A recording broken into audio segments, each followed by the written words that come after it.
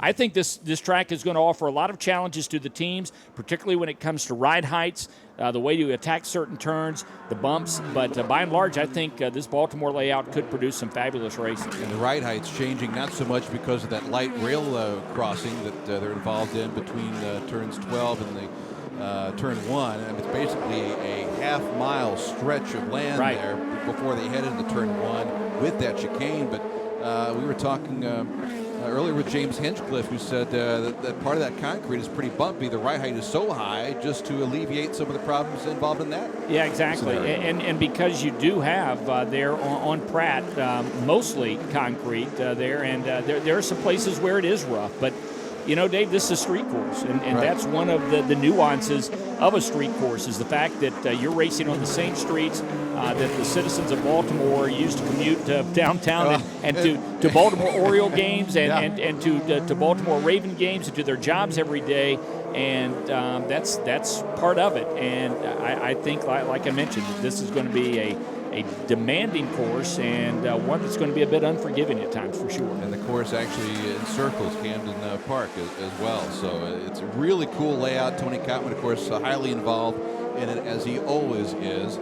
And we'll see what happens through the course of the weekend. What's like this, Dave, when Davey Hamilton checks in for our first Eyes Hot IndyCar Series practice session here in about 45 minutes, maybe an hour, we're going to hear the opposing view of challenging. He's going to give us the driver's point of view right down the line, what's good, what's bad, and what's indifferent. But in the end, these guys have to race on this course, and you're going to the guy that's going to win it is the guy that's going to be able to maximize his opportunities. So we'll get what the drivers are complaining about after practice. To some degree, but Davey always shoots us straight on those things, and he's going to say if in fact there are some things that the drivers are asking to be changed. But you know, Dave, that's normal.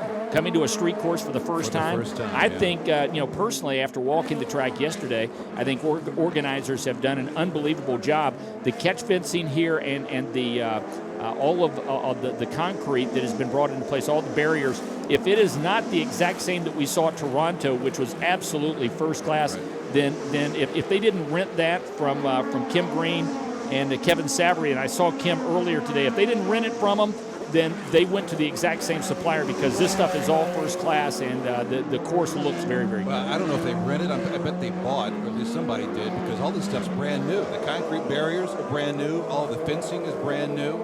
If you're ever going to come across these days a brand new street course layout, this is it. It's all brand new stuff. Yeah, the capital investment made here by the city of Baltimore and these organizers, it's immense. It really is. And Jake Query, it is a very cool setting for a downtown street circuit, and we've got really good weather out there right now to make some speed. Yeah, the setting is cool, and the weather, I will admit, is getting a little bit warm. It's 79 degrees is the ambient temperature. The track temperature right now, Mike, 93 degrees here in Baltimore, but it is a little bit humid. You can feel there's a chance of precipitation over the course of the weekend, although less than 20% today, but you can certainly feel that thickness in the air that those cars are going to cut through right now. But 93 the track temperature, 79 the ambient.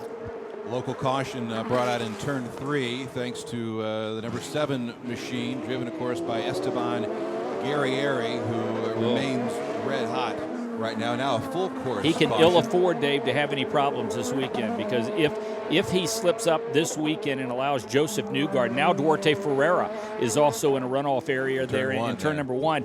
We've got the twin caution, so it is a full course caution. Joseph Newgarden in the 11 car right now, the quickest.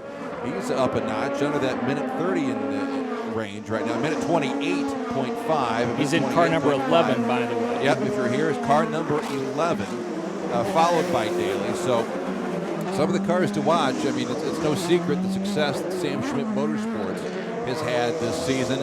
And this weekend, it's going to be the 77 of Connor Daly. Joseph Newgarden in the 11 machine for Sam Schmidt Motorsports, who leads the way in wins this season. Esteban Guerrieri will figure into this. Esteban Guerrieri. Victor Carbone is the other driver for Sam Schmidt Motorsports as he continues to find his way in the Firestone Indy Lights series. He drives the number 3 machine for Sam Schmidt Motorsports. Newgarden, though, leads the way in wins with 5 this season.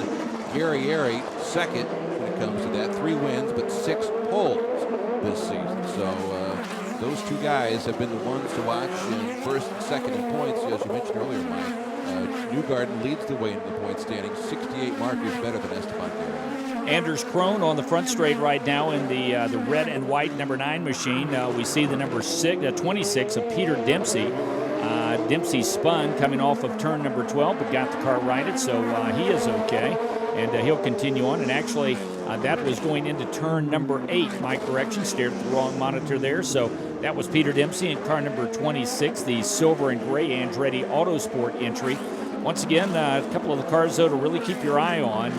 Certainly that blue and white number 11 car of Joseph Newgarden, the championship leader, and the number 77 red, white, and blue Road to Indy Mazda machine. That is the car of his teammate Connor Daly. In car number 22, back this weekend, he's from Estonia, driving the extreme coil drilling car, Tonis Kasimets, who is back, and I believe, Dave, this is his first appearance of the season here in Firestone Indy Lights. First this season, but he's not exactly a stranger to the Firestone Indy Lights series. He had a couple of starts just last year. In fact, he made his debut at Long Beach last year, where he finished 6th, and also ran at Toronto. And there's the checkered flag waves here on the only practice session for the Firestone Indy Lights series, again with Izod IndyCar Series practice coming up in about 15 to 20 minutes or so, as some of these drivers complete their final lap. They start the timing line located just outside of turn 4, just past turn 4, and a lot of these guys, as mentioned, finishing up their last flyer laps before bringing it back onto pit road. Again, Joseph Newgarden, as we were talking earlier, Joseph Newgarden now eclipsing his teammate Connor Daly. Newgarden in at a minute 27.5, 5/10 better than Connor Daly, a minute 28.0. And then you have Carbone in the 3 machine for Sam Schmidt Motorsports. Esteban Guerrieri, 4th quick. So Sam Schmidt Motorsports, 1, 2, 3, and 4 wow. in practice today. Yeah.